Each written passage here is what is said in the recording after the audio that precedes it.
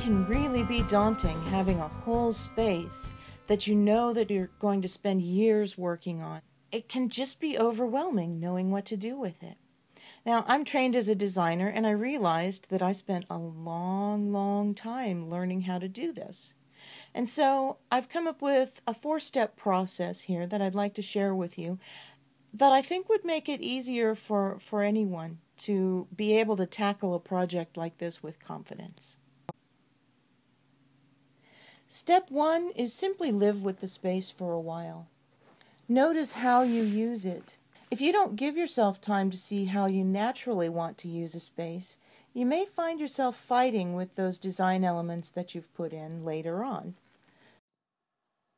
Of course, there will be some things that you recognize the need to do right away, and you should do those projects. But do those in such a way that it's not permanent. Don't rush right out and start pouring concrete, and don't spend a whole lot of money. It's not time for that yet.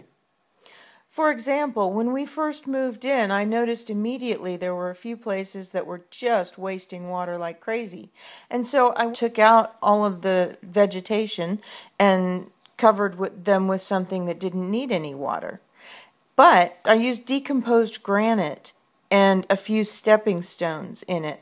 That way it's easy to dig up and change. Now that we've been here long enough to have seen a couple of rainstorms, I can see the drainage issues that I couldn't see before, and now I know how to solve them. And it will be easy enough to do because I can just dig it up. Step 2, once you've lived with it for a while and you have some basic concepts about what needs to happen on the property, then pick out a small area to start with and concentrate on those concepts. See if you can develop them. And leave room to expand that area later. Get that area working before you move on. Or at least know that your plans are going to achieve the goals that you wanted them to achieve. My starting point was the food forest. Well, it wasn't a food forest when I put it in because I didn't know what that was. But I had several things that I wanted to accomplish, and that corner seemed like a good space to do it. For one thing, we needed a little bit of privacy screening from our neighbors right in that area, and we also wanted to take out lawn because we were watering like crazy and we didn't want to do that anymore. And I had also tried growing some food and I wasn't able to do it. And so I knew that we had to increase the productivity. So those were the 3 things that I wanted to accomplish, and the food forest area was the corner that I started out in.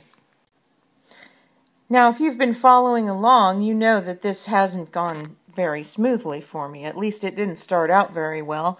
I started by just trying to put some mulch, and I put out some check logs to try to get the water to stay in one place long enough to sink into the ground and do some good.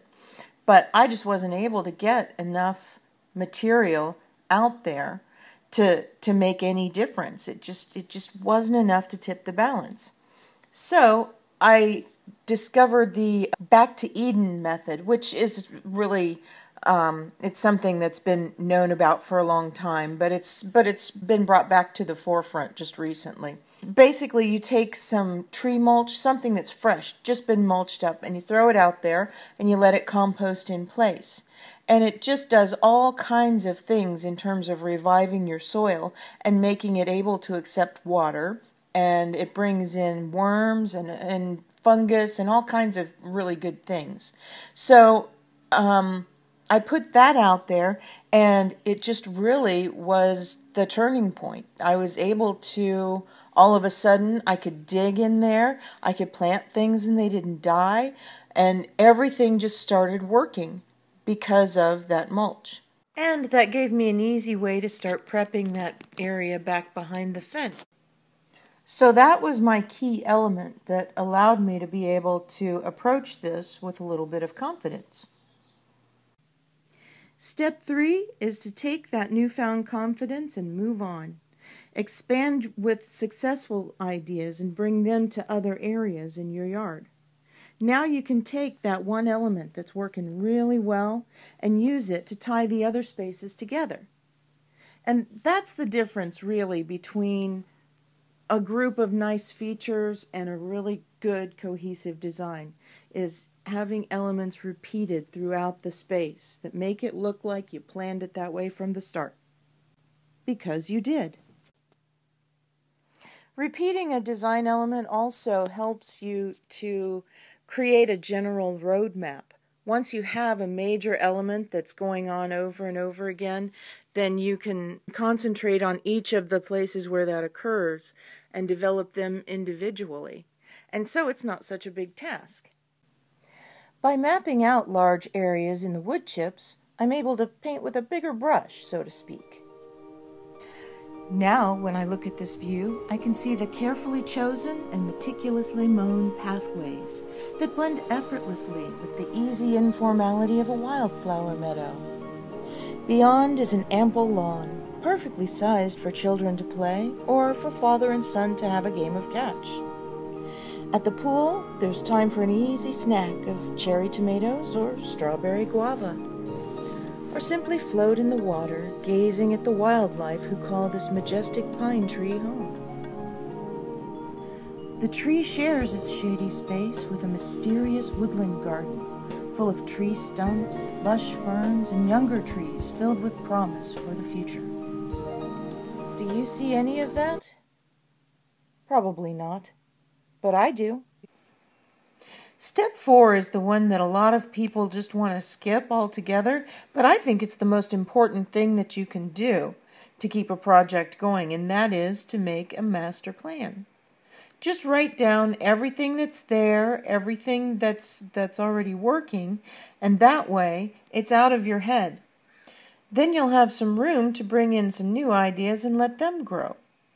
Another big part of making a design work is being able to work from broad concept to small detail. And you have to be able to go back and forth all of the time. You can get really bogged down unless you have a method of switching that on and off. And if you have part of it written down, well, then you can just let that go right out of your head, because you can always refer right back to your plan. It's especially helpful when you have something that's particularly complex, like the food forest area. Now, I've written down all of the trees and their approximate locations so that if I'm out at the garden store, I have that picture stored on my phone and I can bring it up. And I don't have to remember exactly what's there. I can just look at it. You'd think it might limit you. Once you write something down, it's just etched in stone and you can't change it. But it actually has the opposite effect. I mean, for example, let's say in that big pine tree, I was thinking, oh, I'd like to hang something from it. And I immediately think birdhouses. I'll put birdhouses up there. What that does is, if I see a birdhouse that I could picture in that tree, I can go ahead and get it. And before I know it, I'll have a collection and that job will be done.